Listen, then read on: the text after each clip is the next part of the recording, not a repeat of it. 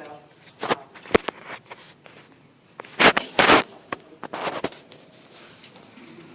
I mentioned I'll give you some role information you'll need in the building. And you can tell the formal presentation is starting because the microphone is not turned on. Hence, that's your signal. My name is Jay Davidge. I work here at the library for the Center for the Book. And just so you know, the library is closed. Upper floors are inaccessible right now at this point in time. Restrooms on this level are past the column and the water fountain for the ladies and the gents. And Little Shop of Stories has copies of Little Brother, signed and not signed. If you want to actually see him do it, to make sure it's him, representation of him doing it. That signing will take place over in the meeting room across the hall afterwards. And they have, of course, his new book, Homeland, which you're about to hear.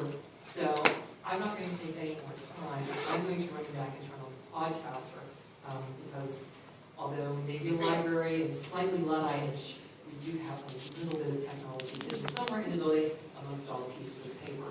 So thank you all for coming out on this chilly evening. Peggy's from Canada is used to that. And now we'll start the formal presentation. Thank you all.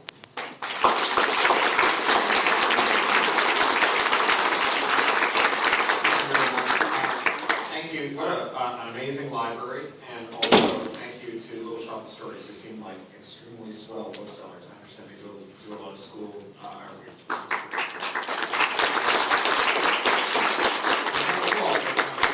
It's a long weekend. You could be doing extremely fun things, and here you are seeing me, and I'm flattered and honored.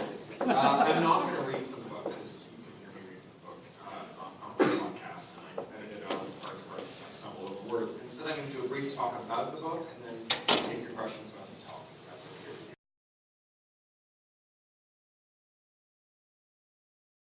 Now let's get forward 10 months to November 2010 and to Germany. There's a group in Germany called the Chaos Computer Club. They're like a band of merry prankster hacker types who do security research, throw an amazing conference every year, and generally kind of make the right kind of trouble. And they published analysis that showed that the government of Bavaria, which is one of the states in Germany, it's where Oktoberfest is, the government of Bavaria had been illegally putting spyware on the computers of people that they wanted to keep tabs on against the law, loading this spyware, infecting their computers with it. The CCC, the Chaos Computer Club, they call this the Bundestrojaner, which means the state Trojan. Trojan is another name for malicious software, like a Trojan horse.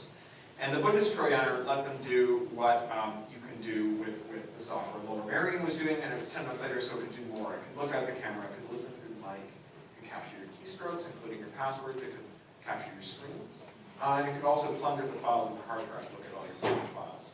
And so the Bundestrojaner, why don't we take a break and just get everyone seated? If anyone wants to sit down, I'll tell you what anyone wants to get seated. A warning, people in the first 2 rows, you will get wet as the splash.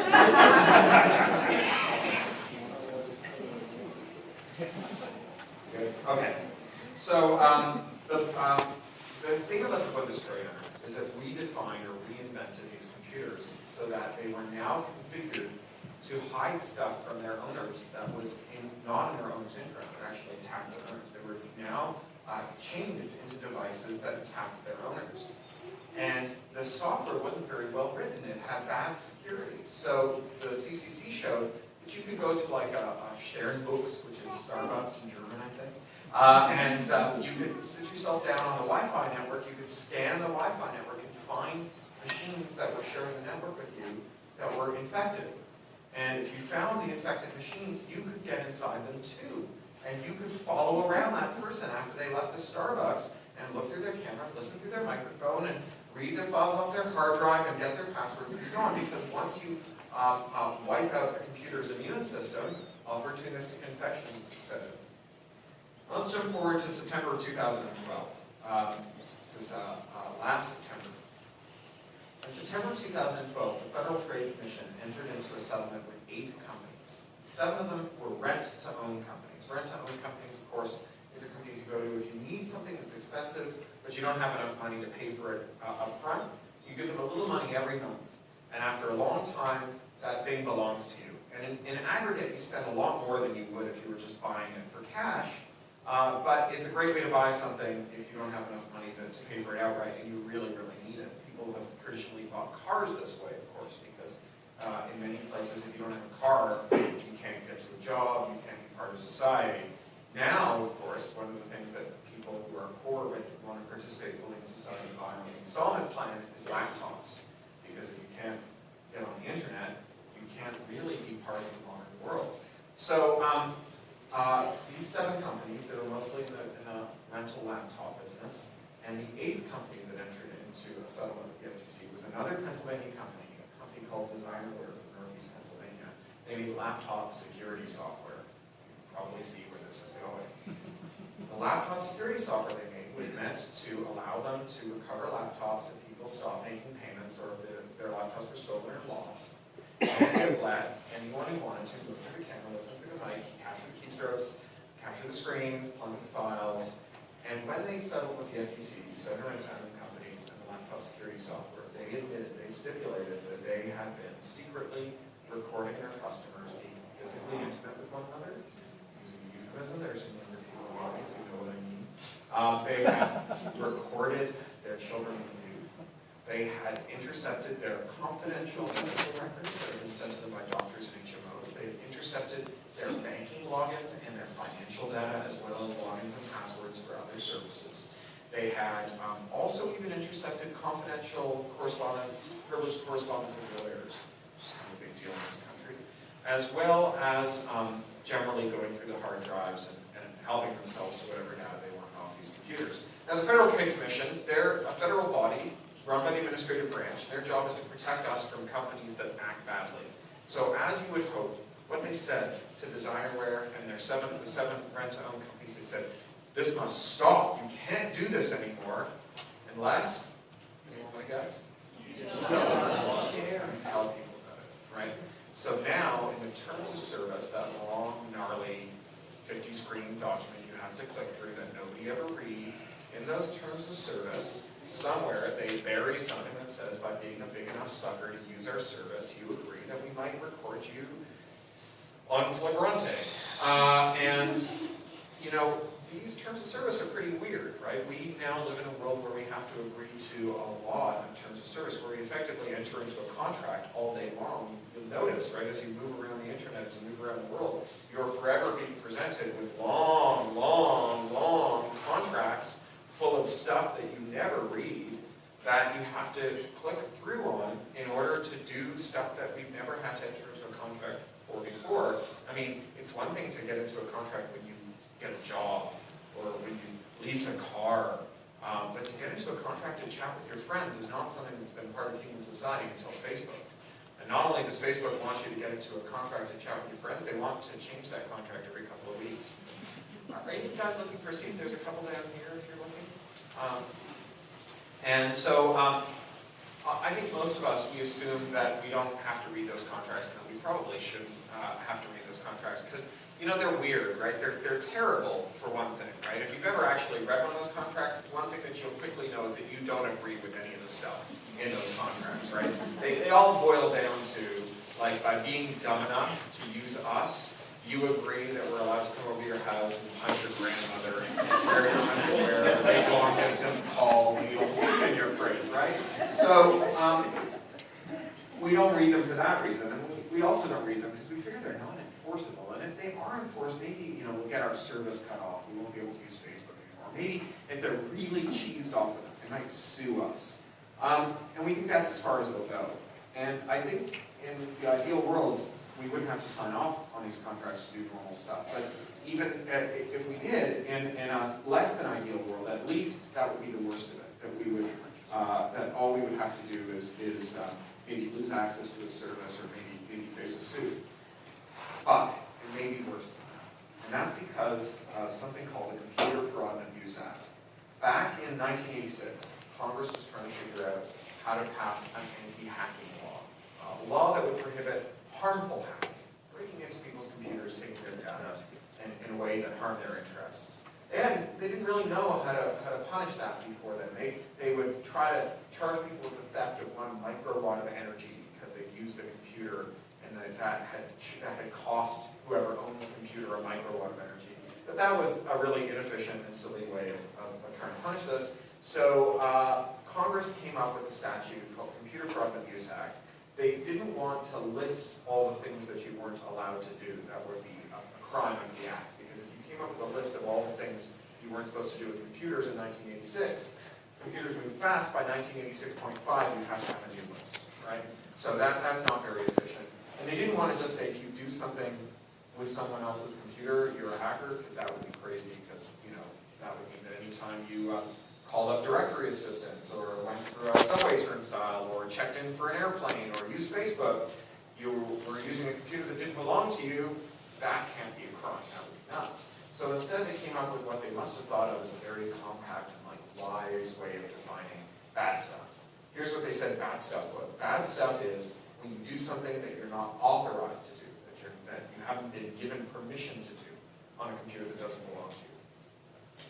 That definition is not a great one, but it got much worse when we started throwing long terms of service at people 100 times a day. It started to get worse because prosecutors started to say in this country that lawyers who work for the government bring charges against people. They started to say, you know, all the things you're allowed to do with a computer are spelled out in the terms of service. So anything you do that violates the terms of service is something you're not authorized to do. And if you do something you're not authorized to do, well, then you're committing a felony. We can put you in jail. And here's the funny thing about the way the prosecutors in this country work, is if they indict you, that is if they bring you up in front of the judge, if they bring charges against you, 97% of the time when you're indicted in this country federally, you plead guilty. So either that means that prosecutors are amazing and they only ever indict guilty people, or that there's something pretty weird going on here. I think it's the second answer. Here's what I think and what lots of people think is happening with guilty pleas. It's that prosecutors take laws like the Computer Fraud and Abuse Act and they say, you know, you clicked 11 times, that's 11 charges. Each one of them carries a 10-year sentence. Unless you want to go to jail for 110 years, you better take a guilty plea. We'll put you in jail for 3 years, you'll get out, you'll be a felon, you'll never be able to vote, you'll never be able to hold office, but at least you'll get to see the light of day and you'll see your children grow up. And so people plead guilty. They never even get in front of the judge, even when they think they're innocent. And there are people who are in jail under the Computer Fraud and Abuse Act for what amounts to violating a term of service. For example, your browser, you're looking at a web page and there's a URL in the top bar, the address of that page, and it ends with a number. You add 1 to that number. There are prosecutors who say that's a felony. There's someone going to jail right now for doing that and for discovering that AT&T was not protecting their customer records. Because if you added 1 to the number when you were looking at your customer information, you saw someone else's customer information. And when he publicized this fact to make AT&T fix it, he was charged with felony. And he didn't want to risk it. And so he's going to jail. But not everyone pleads out. And I'm going to talk now about someone who didn't. Someone who we've heard a lot about in the news lately for reasons that are very sad. Someone who helped me write Homeland, the book that I'm touring with right now. A young man named Aaron Swartz. Now, Aaron's a kid I knew for more than half of his life. I met him when he was 14 years old, in around the year 2000. He was one of these, very clever kids who just sort of blew the grade curve, was incredibly bored in school. Eventually his parents just said, don't bother with school. Just stay home, figure out stuff that you find interesting, just learn, be curious. They were good folks in that way. And Aaron really got into the way the internet worked. And he became really interested in the standards, which are the ways that we define how the internet is going to work, the core technologies of the internet, the real, down and dirty kind of plumbing of the internet. And in particular, he was interested in a standard called RSS. And he was part of the drafting committee for RSS. He was 13 when he started at it. People didn't know he was on a mailing list, and he was making all these great suggestions. And finally someone said, you're 13? But by that point, he kind of won them over, at least most of them, with being clever and useful and creative. And he started to get invitations to the face-to-face meetings that they would have sometimes in places like San Francisco, where I lived. His parents were understandably a bit nervous about sticking on a plane in Chicago when he was 14 years old and sending him off to San Francisco for the weekend to meet an the standards body, it's a bit hard to say to your 14-year-old, off you go, son, have a great time in San Francisco, we'll see you next week. So even if you're the kind of cool parents who are like, yeah, you can stay home from school and study whatever you want, you can go to San Francisco and do whatever you want. It's a totally different proposition. Luckily, there was a woman who was also involved in the standards body who was a pretty good facsimile of a responsible grown-up. Her name was Lisa Ryan. We were actually dating at the time, and we're still great friends. She's terrific. And she volunteered to be a chaperone. So his parents would stick him on a plane in Chicago. We'd pick him up in San Francisco airport. We'd take him to the meetings. We'd take him around and introduce him to people. And we'd take him out for dinner. He was a terrible eater. He was the world's worst pickles eater. He only ate white food. So pizza with nothing on it, French fries, white rice, not fried rice, and white toast. And he knew that if he didn't die of scurvy, he would go on to great things. He did. In 2005, he joined a company called Reddit with the title of co-founder and helped build the code that made it into a very successful company. He came with Reddit to Wired when Condé Nast, Wired's parent company, bought Reddit for lots of money. He was theoretically worth lots of money, although he was going to have to work at Wired for 3 years before they gave it to him. And they stuck him behind a desk at Wired. And for many people, that's a pretty groovy job, but Aaron was really not suited to a desk job. And through a series of breathtaking acts of public disobedience, he ended up being shown the door, which was probably best for everyone. They forward vested him, they wished him all the best, they kicked him out. And he went on to do kind of all the best. In 2008, he was back in the news because of something called PACER. So in this country, there's two kinds of law. There's the law that Congress makes, like the Computer Fraud and Abuse Act. If you've seen the I'm Just a Bill cartoon from Schoolhouse Rock, you know how that works, right? You've got drafting and voting and so on. That's not really the law. The law is, practically speaking, what a judge says it is, because the judge has to decide whether you're guilty or innocent and how long a sentence you should serve and so on. So if you are lucky enough to go in front of a judge and say, you're guilty when you're accused of breaking the law, the judge shall look at all the things that other judges have said when people like you were accused of breaking laws like that one. It's called the jurisprudence, all the decisions. And she'll try to craft a decision that makes sense in the context of all the other judges' decisions. And she'll write it down, and the next judge that comes along will read that. So if you want to know if you're obeying the law or breaking the law, if you want to know what the law says, you can't just read what Congress said. You have to read what the judges say, too. Now, that's a problem because although all the laws Congress has made fills a good bookshelf or two, it's nothing to every decision a judge has written in this country since 1776. That's a lot of jurisprudence. And that's why, you're driving down the highway and you see a billboard for like 1-800 ambulance chaser. It's a guy doing this, and he's standing in front of like this giant bookcase of leather books, right? Because that's the judge law. But you don't look up judge law in books. It's, complicated stuff that you want to be able to search and index, and so you look it up on a network computer, because, of course, that's how you look up that kind of information. Books are great, but not for stuff like that. And you look it up on the internet, but not the internet you and I use. You look it up in something called PACER, which is an expensive paywall federal service. Now, when PACER launched in the 1980s, it was expensive for a good reason. It was expensive because computers were dumb, slow, stupid, and expensive themselves. And you had to pay an enormous amount of money for the hay for the brontosauruses that walked in the right? But as computers got cheaper and faster and faster and faster and cheaper, you'd think that this would have gotten cheaper too. After all, you can run it on a Nintendo. But instead, it got more expensive. Now, instead of costing 7 cents a page to do a search on a piece, remember, you might have to look at hundreds of thousands of pages to find the ones that are relevant to you. Now it costs 10 cents a page. Well, that's crazy. How can it be that it costs a lot of money, not just money, but a lot of money, to know what the law is? How can you expect it to obey the law if you can't know what the law is? Lots of people hate this. One interesting thing about law is that it doesn't belong to anyone. It doesn't belong to the government. You're allowed to freely copy the law.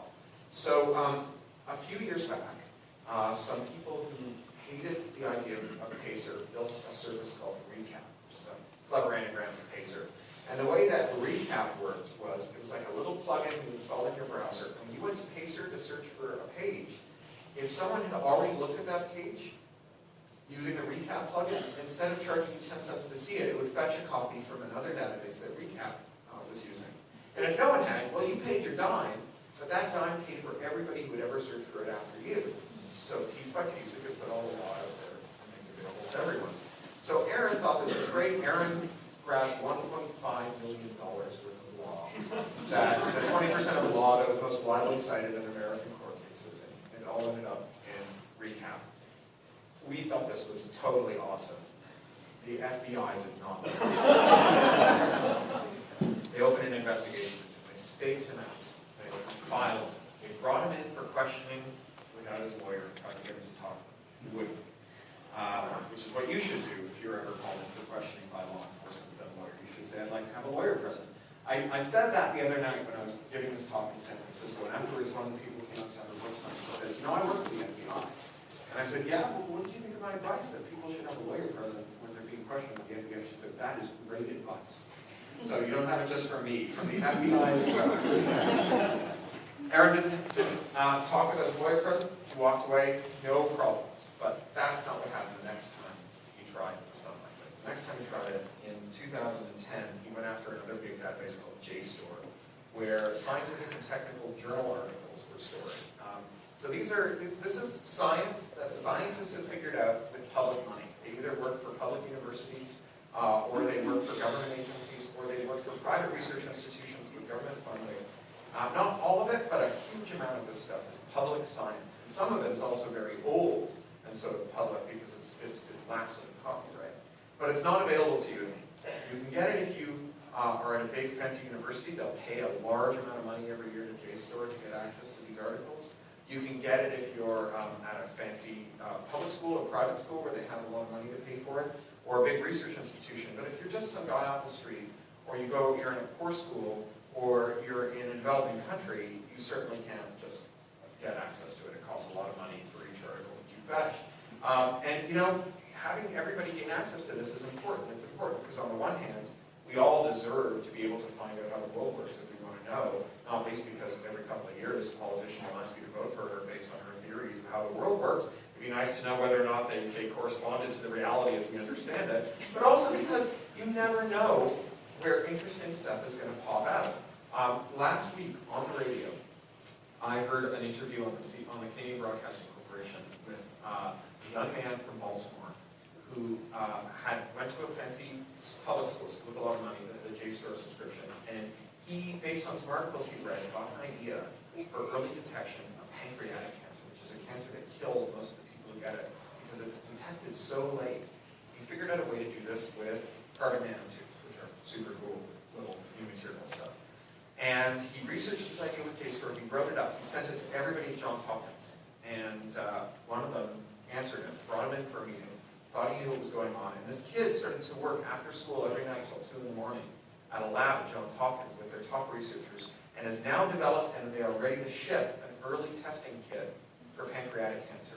When they interviewed him on the radio, he said, I can only do it because I had access to scientific journals, and I think what Aaron did was great. Because what Aaron did was he started to download these articles, presumably to make them public. He never did make them public, but it's probably what he was up to.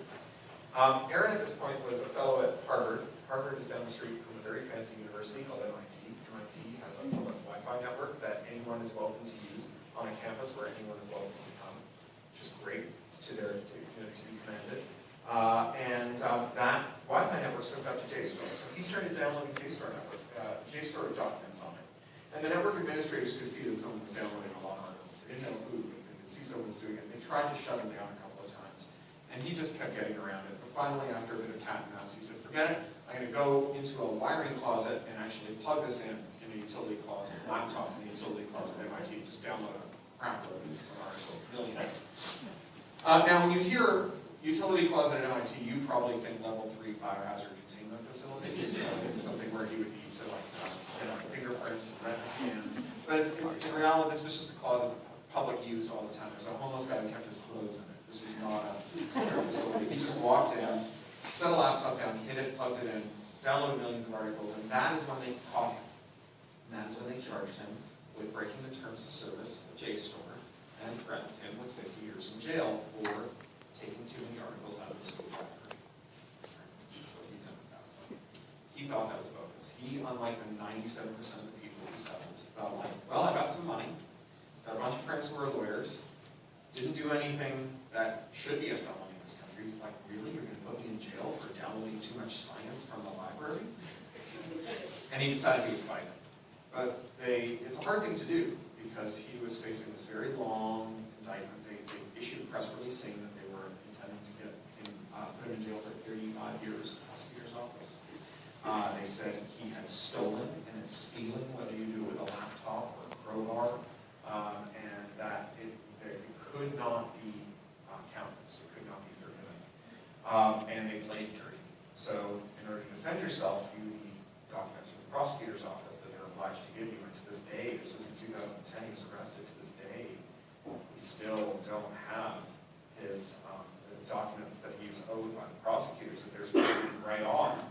And the judges generally take the point of view, well, if you're not given these documents, then the court case can't start, and so it's kind of to your favor because you're walking away with a free man, and so they don't really slack on the prosecutors for doing this. But of course, if you're waiting for your documents, you're paying your lawyer, and when you run out of money to pay your lawyer, you can't really defend yourself anymore. So Aaron was very worried. He tried to put it out of his head. He tried to stay in the fight, and so the next project he took on was fighting a stupid internet copyright law called SOPA. You'll remember SOPA? SOPA was the reason that kids across America couldn't do their homework for a day because when the media shut itself off in protest. So SOPA had it's a parade of horrors, and I could stay here all night telling you about the dumb stuff that was in different versions of SOPA. The one I'll just mention in passing here is it said that if you operated a place where people could talk to each other on the internet, like a message board for your Little League team, you were responsible for the copyright status of everything they posted. So you had to make sure nobody posted stuff that infringed copyright, or that people posted links to websites that infringed copyright. So like someone posted a link to Tumblr, you now have to go and look at everything on Tumblr to make sure nothing infringes copyright. There are some things you will never unsee. But there was even a version that said like you were responsible for links to links. So somebody went on, posted photos from last week's game on Facebook and linked them on your little message board that you ran. You had to make sure nobody on Facebook ever linked to a site that infringed on copyright, which would end the internet as we understand it. I was in DC right before the SOPA debates, and all the people I knew there said, forget it, you can't win, go home. They've got the votes, they've counted them up. You can't win this one. You have to understand that lawmakers need campaign funding to get elected. And the industries that are pushing for this crazy law, well, they fund enough campaigns, enough senators and congressmen, and they've given them their marching orders. They said, if you want money in the next election, you've got to vote for this, that you cannot win. What you should do now is figure out what to do about a world where this is law, not what to do to stop it from becoming law. But I hated that answer. Lots of people hated that answer. A coalition of activists across the country came together to try and fight this. Some of them are the usual suspects, the Electronic Frontier Foundation, whom I used to work for, Public Knowledge in DC. Some of them were new, crazy, young activist groups. Demand Progress was one that Aaron founded. There was another one in Cambridge, Mass. called Fight for the Future. These are 3 kids in their 20s, but they met when they were 17 in math camp together. And they've got some of the coolest activist instincts I've ever seen. And together they built these great next-generation activist tools that would help people get the word out, and also help people really let their congressmen get a blast. So congressmen, I think, are accustomed to like getting big email petitions, but this was not an email petition. In 24 hours, we put through 8 million phone calls to Congress's switchboard. And Congress figured out that as hard as it is to get reelected without campaign financing, it is much harder to get reelected without votes. And that was the episode. It ended. God. We were all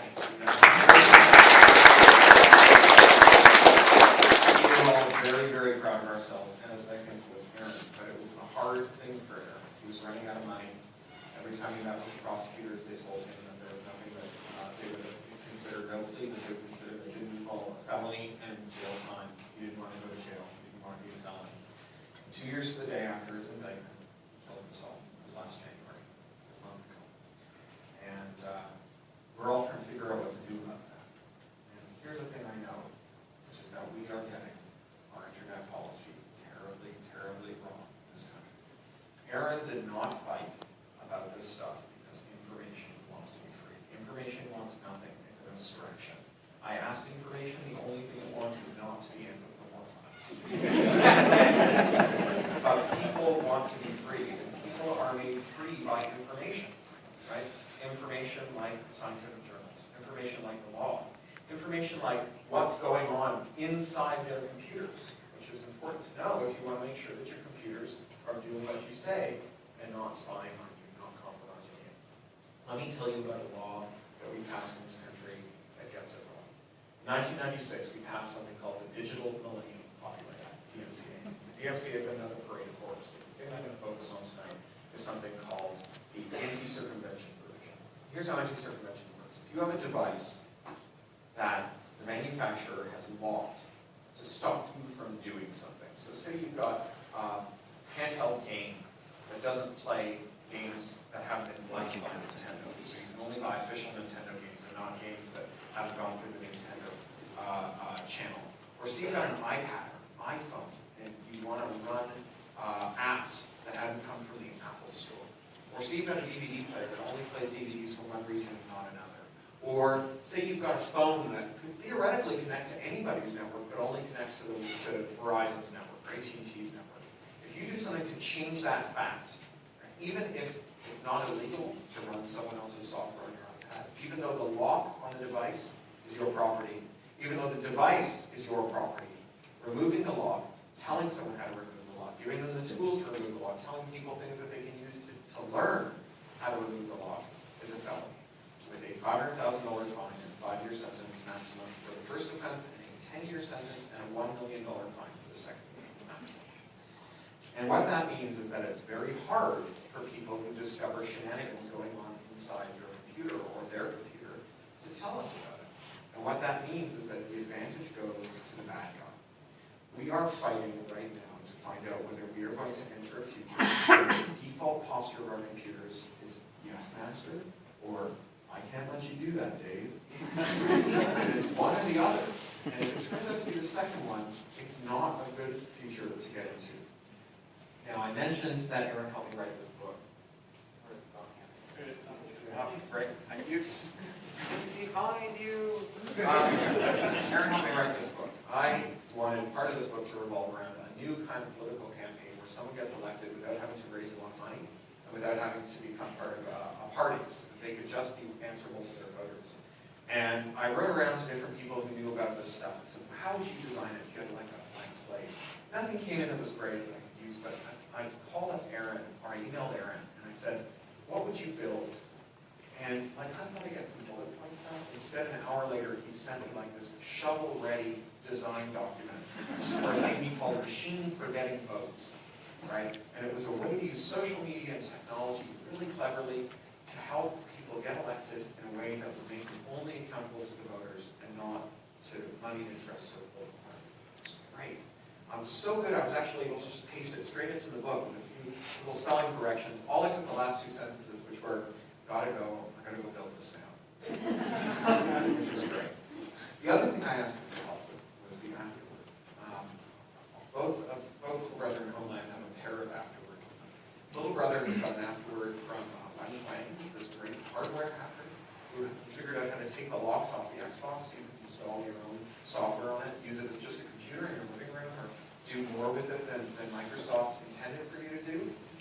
He wrote a great book about this called Hacking the Xbox that explains how to do that kind of reverse engineering. And he wrote a great afterword explaining the philosophy of reverse engineering. And Bruce Schneier, who's a security expert, wrote a great piece about how we get security wrong, and how when we get security wrong, we take away people's freedom, but we don't make them safer.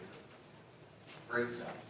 For this one, I asked Jacob Applebaum, who's one of the volunteers for WikiLeaks, who also works on Tor. And both Tor and Leaks figure very heavily in this book. And he wrote me a great piece on trust and ethics in computing, and what it means to design systems that can attack their users, and what it means to design software that makes users more free, and why you should do one and not the other, and how you can get involved. And then the other one, I asked Aaron Swartz to write. I said, write a letter to a kid who's like 13, 14, 15 years old today, wants to make a difference in the world, wants to have a world where the technology makes them freer. He wrote me something great. I'm going to read you briefly from it.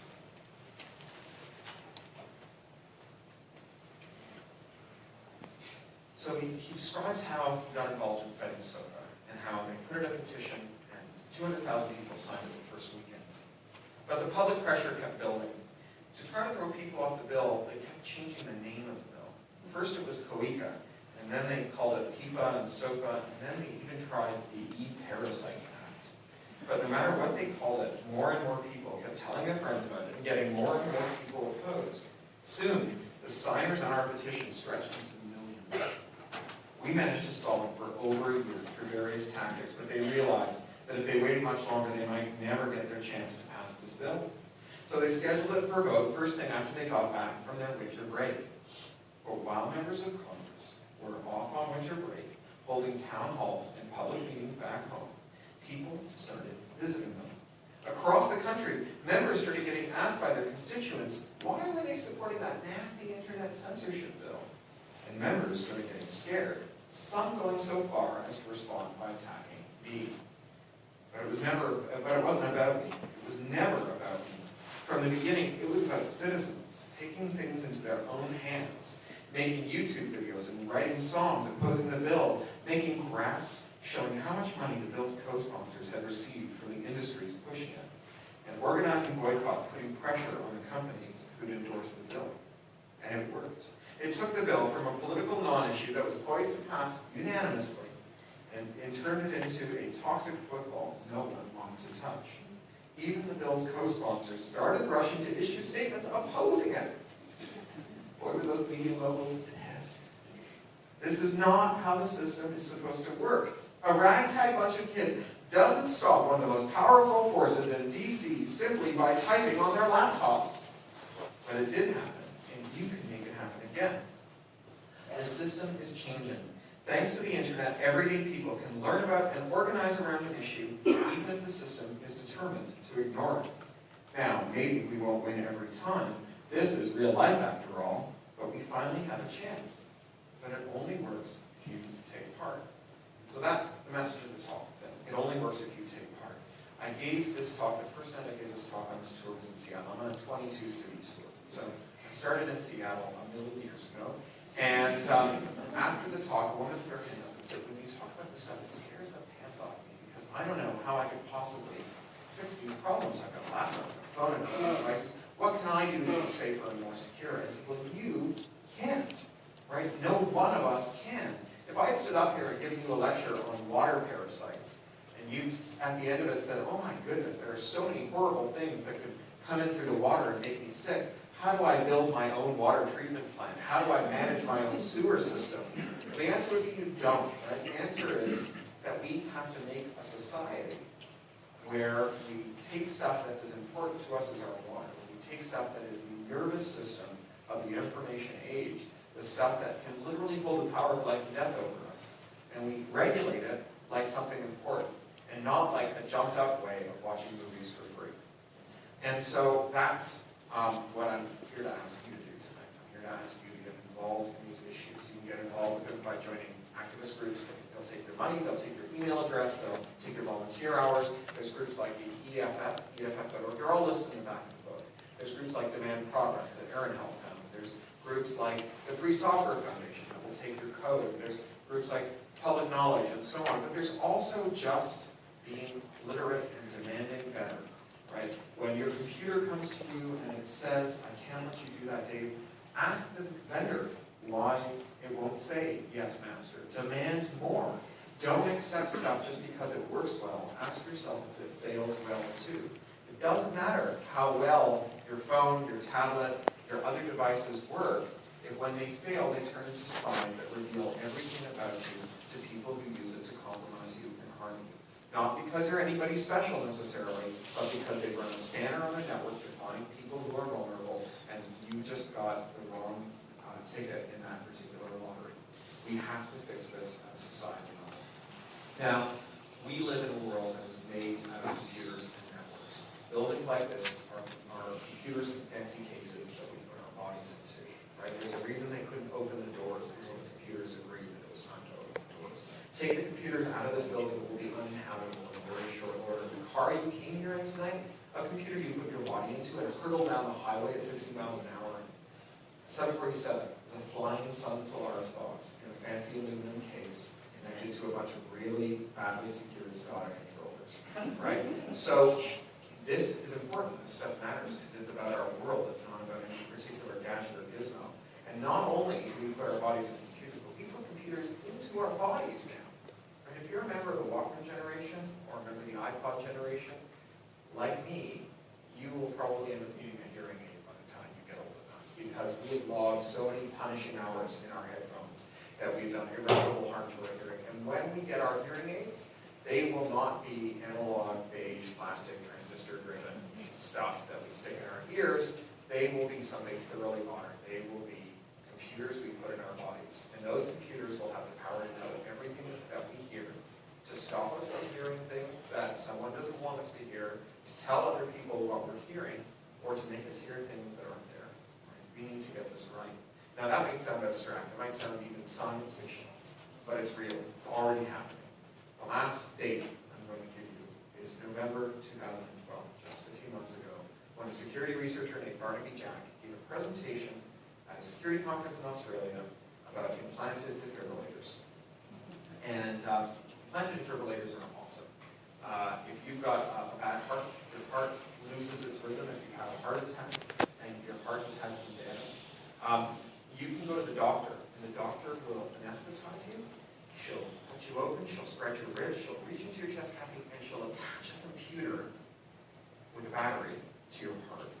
And the computer listens to your heartbeat. When your heart skips a beat, it gives you a little jolt of electricity, kind of a miniature version of when the EMTs come, they take the paddles and they put them on your chest and bring you back to life. And it keeps people alive. Now, of course, if you want to get data off of one of these things, it's a bit messy. You don't want to have to cut people off to do it. So when they build these things, they put wireless interfaces into them. And that's what Barnaby Jack presented on. He showed that from 30 feet away, he could detect your defibrillator, and he could reprogram it. He could reprogram it to seek out other defibrillators wirelessly and reprogram them. And not only that, he could put a time bomb in each of them.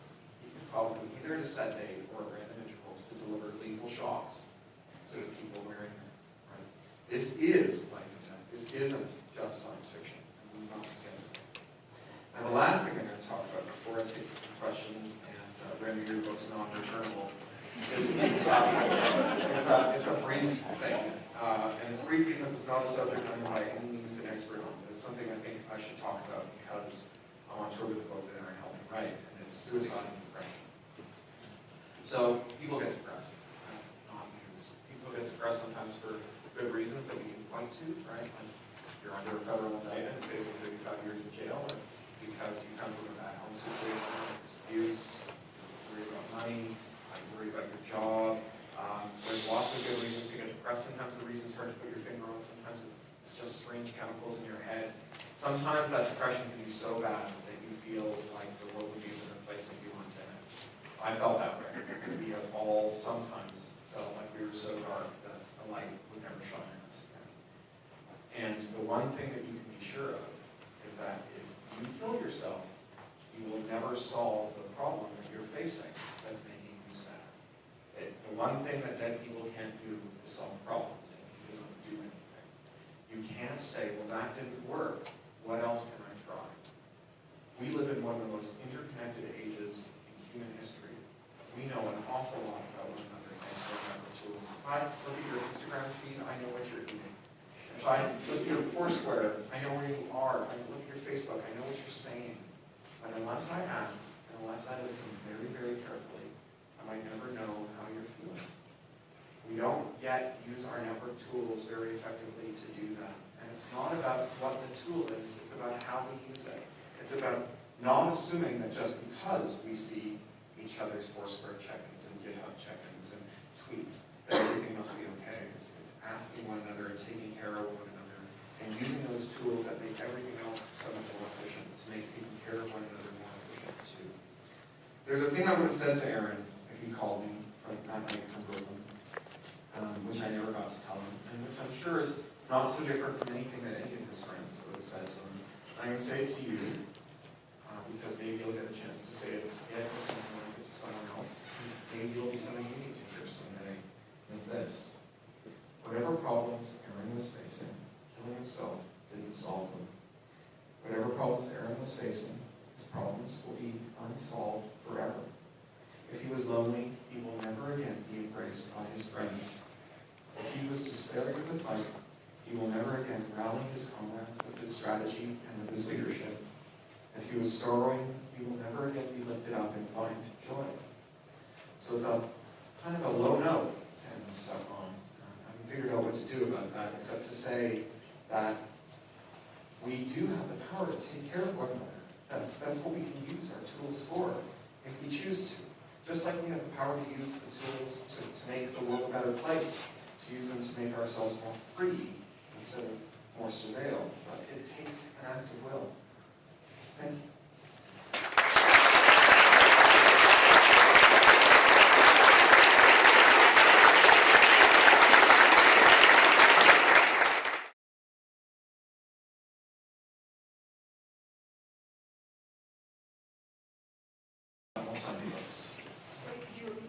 All of the questions. Yeah.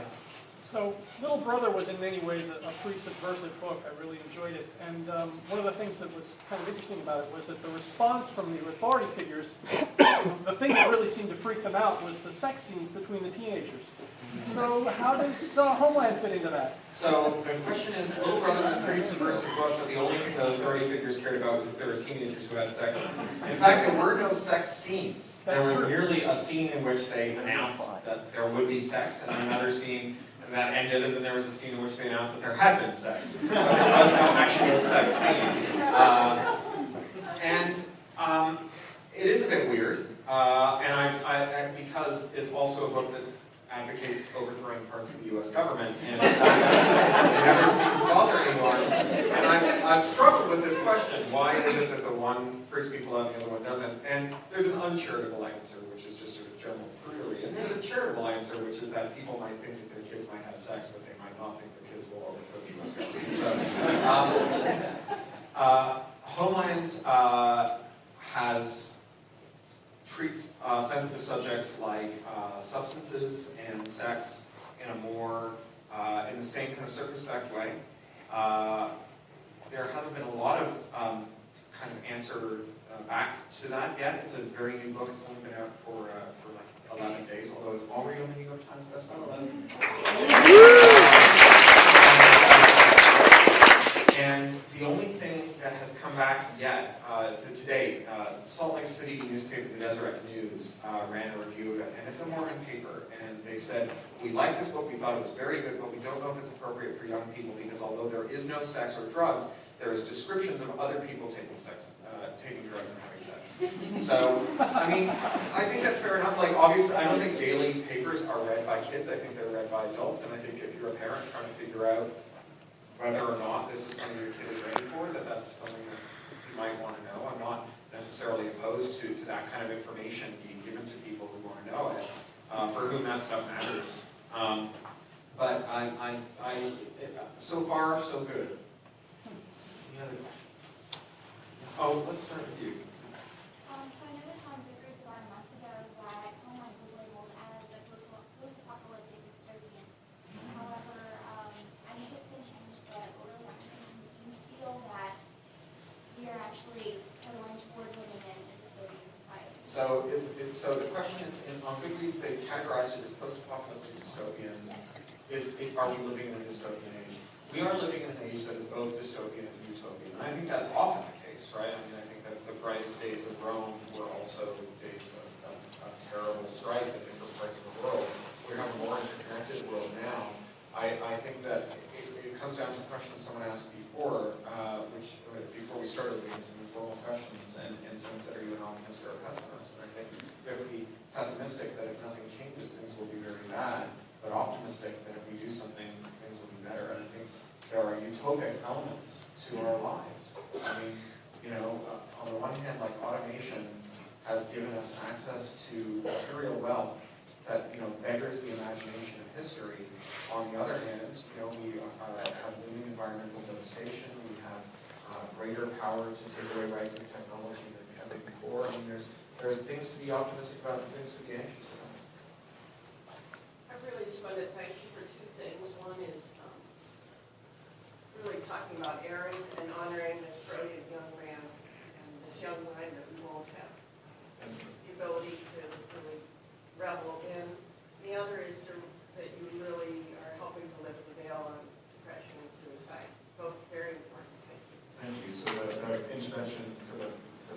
asked was to say thank you for talking about Aaron, for talking about suicide and depression. Some class asked questions. All right. You. Okay. I was trying to summarize your argument with this point as I could, and it's that information is freedom. Simple as that.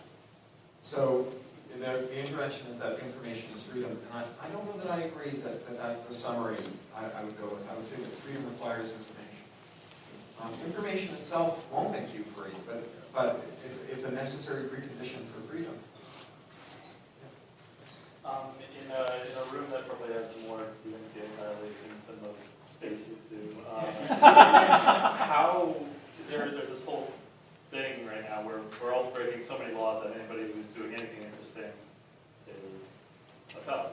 How do you see that being fought against, and can it be fought against, or is it simply selective enforcement? Yeah, how do we fix the fact that the law as it stands criminalizes things that we all do all the time?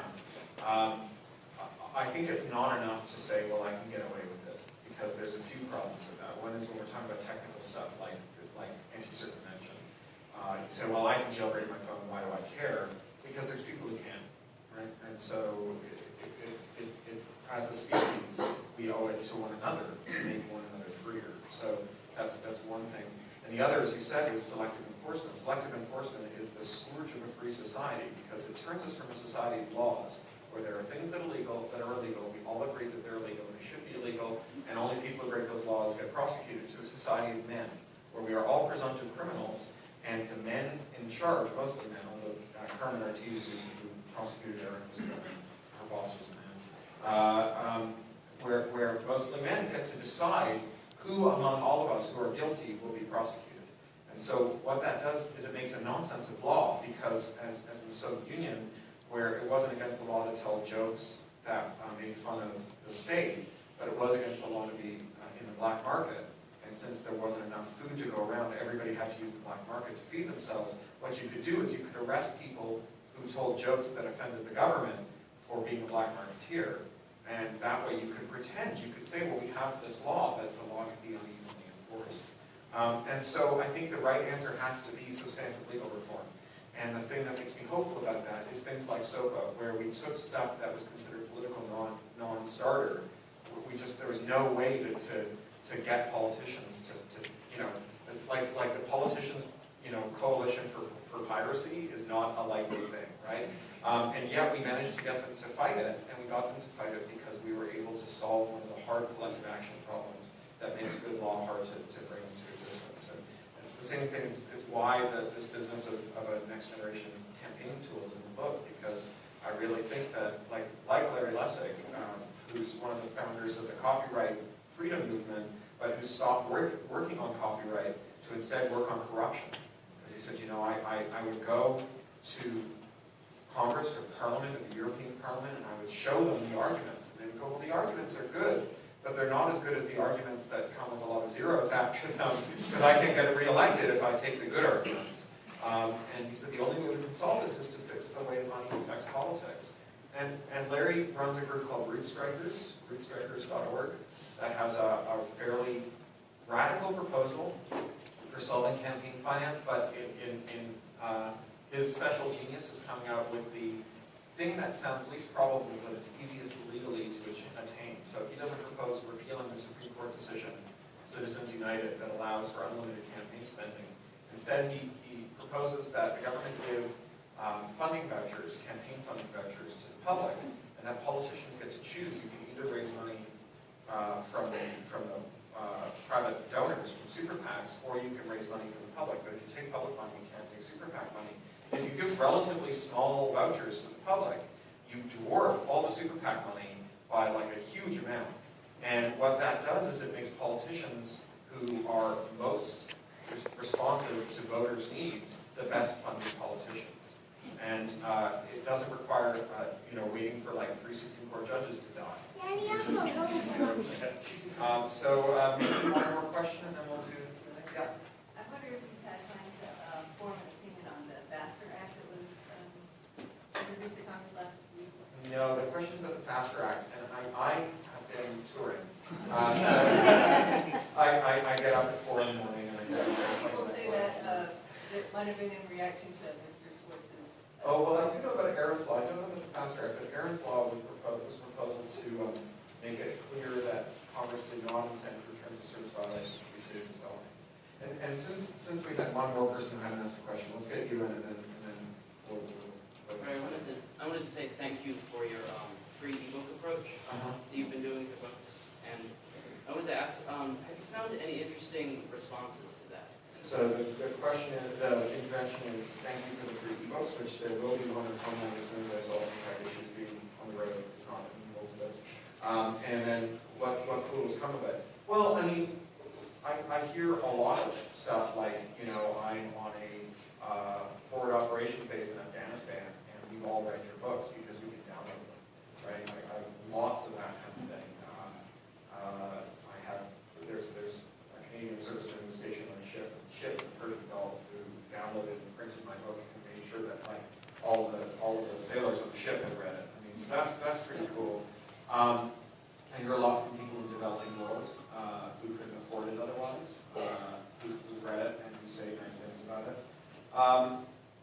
And in general, I mean, there's just this outpouring of kind of love and niceness from people who've read it and for whom the ability to start with a book that trusted them to do the right thing made a huge difference. So thank you. I think our host has a thing to say. Just a few quick announcements. Don't forget, through these doors and outside enough, if you're in the upper deck or out here, Little Shop of Stories has, of course, these wonderful old pieces of technology. Okay, and if Pontius Pilate opened this and was like, wow. We don't have like that long scroll or anything anymore. Thank you all for coming. Have a safe trip home, and we'll be in the room next week.